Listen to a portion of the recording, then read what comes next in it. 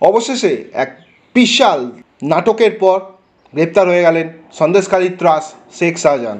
গ্রেপ্তার তো হলেন, কিন্তু তারপরে কি, কোন কোন ধারায় মামলা দেওয়া হয়েছে শেখ শাহজাহানকে, আমার এই প্রতিবেদনে বিস্ফোরক কিছু তথ্য উঠে আসছে জাস্ট গ্রেপ্তার হওয়ার পর থেকেই আপনাদের সঙ্গে শেয়ার করব। তথ্য যেমন, শেখ শাহজাহান কে জানতেন বা জানেন আপনারা?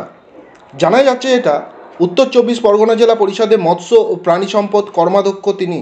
কি ছিলেন জানেন? 2003 সালে জানা যাচ্ছে 2003 সালে সন্দেশখালী সরবেরিয়া রুটের ট্রেকারের হেল্পার ছিলেন এই শেখ শাহজাহান। সন্দেশখালী সরবেরিয়া রুটের ট্রেকারের হেল্পার 2003 সালে ছিলেন। তবে শেখ শাহজাহান কি ভারতীয় না বাংলাদেশ থেকে এই দেশে এসেছিলেন?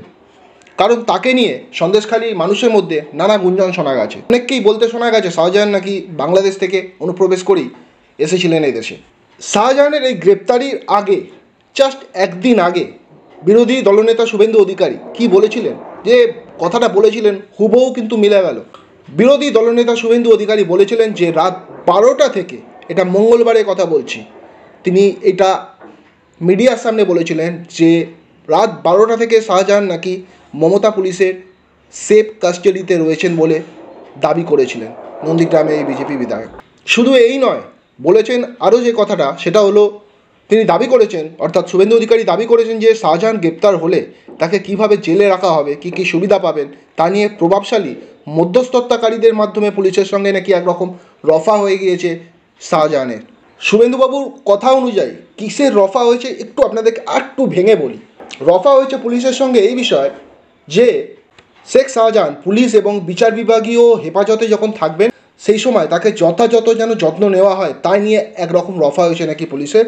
এবং শুভেন্দুবাবুর কথা মতো শুভেন্দুবাবু যেটা বলেছেন সেটা হলো শাহজাহানকে 5 স্টারের সুবিধা দেওয়ার প্রতিশ্রুতি নাকি দেওয়া হয়েছে। এমনকি হাতে মোবাইল ফোন রাখার নির্দেশও দেওয়া হয়েছে যাতে তিনি ভার্চুয়ালি তৃণমূলকে নেতৃত্ব করতে পারেন এবং নিয়মিত কথোপকথন করতে পারেন তার প্রিয় দলের সঙ্গে। শুধু তাই নয়, বিস্ফোরক তথ্য দিয়েছেন ইতিমধ্যেই নাকি উডবান ওয়ার্ডে তার জন্য বেডও রিজার্ভ করে রাখা হয়ে গেছে। তো এরকমই বিস্ফোরক কিছু তথ্য আপনারা জানতে পারবেন আমার এই প্রতিবেদন থেকে। তার আগে আমি সীমান্ত আমার এই Bengal job with study YouTube চ্যানেলে আপনাদের সকলকে স্বাগত জানাচ্ছি এবং গুরুদেরকে প্রণাম এবং ছোটদেরকে ভালোবাসা জানিয়ে আমার এই আজকের বিশেষ প্রতিবেদন বানাতাম না, কিন্তু বানাতে বাধ্য হচ্ছি আজকের এই প্রতিবেদন শেখ শাহজাহানকে নিয়ে। কারণ আজকের এই জয় সন্দেশখালী মা দিদি বোনেদের জয়, তাদের এই জয়ের জন্যই আমার এই বিশেষ প্রতিবেদন আর কিছু বিশেষ তথ্য নিয়ে এই প্রতিবেদন, যাতে আপনারা যেগুলো অতীতে জানতে পারেননি, এতদিনে জানতে পারেননি বা আমরাও জানতে পারিনি, সেই তথ্য আমি সীমান্ত আপনাদের সঙ্গে শেয়ার করছি। আর রিকোয়েস্ট রইল আপনাদেরকে, যদি ভালো লাগে একটা লাইক করবেন, কারণ পরবর্তী ভিডিও বানানোর আগে আপনাদের অসংখ্য লাইক আমাকে যথেষ্ট মোটিভেট করবে পরবর্তী ভিডিও বানানোর পূর্বে। দেখুন, শেখ শাহজাহান যে গ্রেপ্তার হবে তার হাওয়া কিন্তু 2-3 দিন আগে থেকেই উঠে গিয়েছিল, বুঝতে পারছেন আশা করি আপনারা। যেমন একটা বড় কালবৈশাখী ঝড় আসবার আগে আমাদের আশেপাশের পরিবেশ যেমন হয় আমরা দেখেই আজ করতে পারি হয়তো একটা কালবৈশাখী উঠতে চলেছে, ঠিক তেমনটাই শাহজাহান গ্রেপ্তারের পূর্বে আজকে যে গ্রেপ্তার হলো তার গুঞ্জন যে হতে চলেছে, এই গুঞ্জনটা ইতিমধ্যেই 3-4 দিন আগে থেকে উঠে গিয়েছিল। কারণ এই কথা দাবি করেছিল যে এই 7 দিনের মধ্যে গ্রেপ্তার হবে শেখ শাহজাহান, এই কথা দাবি করেছিল হাইকোর্টের ঠিক নির্দেশে পড়ে কুণাল এবং ব্রাত্য বসু, অর্থাৎ তৃণমূল মুখপাত্র কুণাল ঘোষ এবং ব্রাত্য বসু বর্তমান শিক্ষামন্ত্রী। আর সেই কথাই সত্যি হলো, তাহলে বুঝতেই পারছেন খবর কনফার্ম ছিল। অর্থাৎ কুণাল ঘোষ যে ভবিষ্যৎবাণীটা করেছিলেন সেই ভবিষ্যৎবাণী কিন্তু অক্ষরে অক্ষরে মিলে গেল। 7 দিন বলেছিলেন, তারই আগেই কিন্তু গ্রেপ্তার হয়ে গেল সন্দেশখালী ত্রাস। আচ্ছা, কোথা থেকে ধরা পড়লেন এই সন্দেশখালী ত্রাস শেখ শাহজাহান?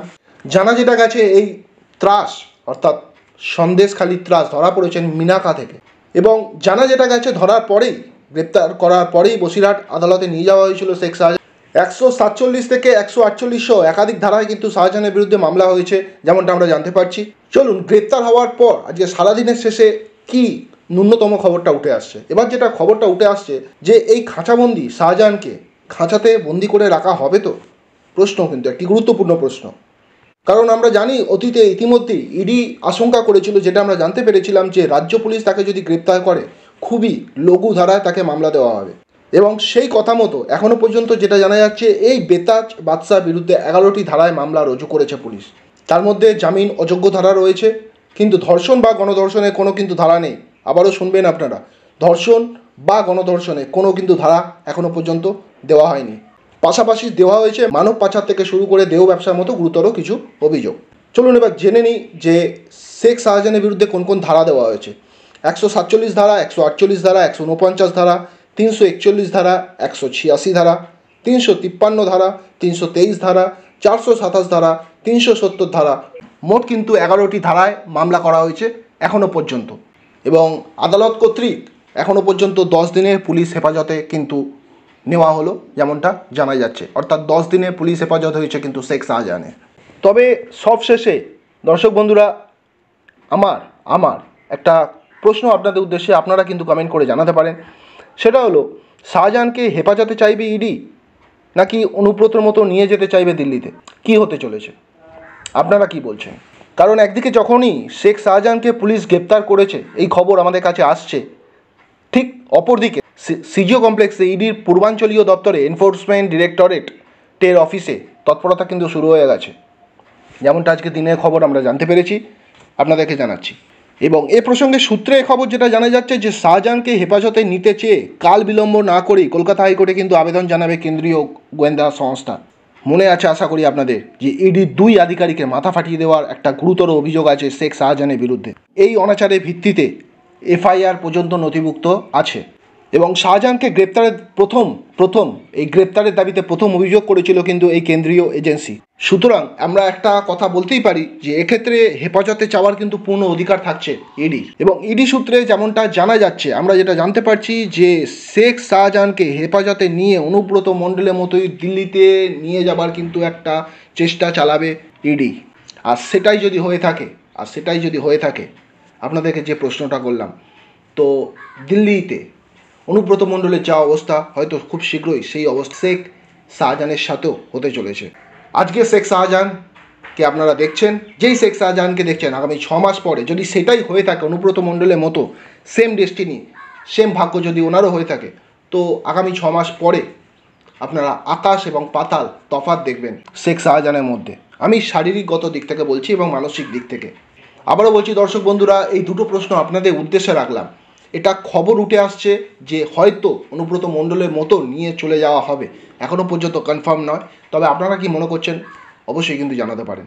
তো আজকের এই প্রতিবেদন যদি ভালো লাগে, শেখ শাহজাহানকে নিয়ে বানালাম, যদি ভালো লেগে থাকে অবশ্যই একটা করে ছোট্ট রিকোয়েস্ট, লাইক করবেন। আর এরকমই আপডেট পাওয়ার জন্য আমাদের এই Bengal job with study YouTube চ্যানেলকে সাবস্ক্রাইব করে রাখবেন। ভালো থাকবেন, সুস্থ থাকবেন। আমি সীমান্ত আজকের প্রতিবেদন এখানেই শেষ করলাম। নমস্কার।